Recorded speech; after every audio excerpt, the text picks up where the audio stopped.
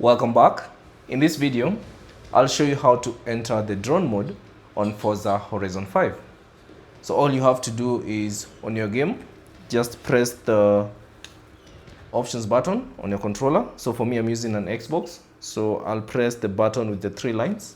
And then from the menu that appears, use the RB button and go all the way to Creative Hub and select that. And then within this Creative Hub, you should see, go to the bottom, you'll see drone mode, select that. And now it will launch a drone. So now you can control the drone and now you can move it around as much as you like. So that's basically it on how to enter the drone mode on the Forza Horizon 5. Thanks for watching. If you have any questions, leave them down in the comment section below. And if you found this video useful, consider leaving a like and subscribe to the channel.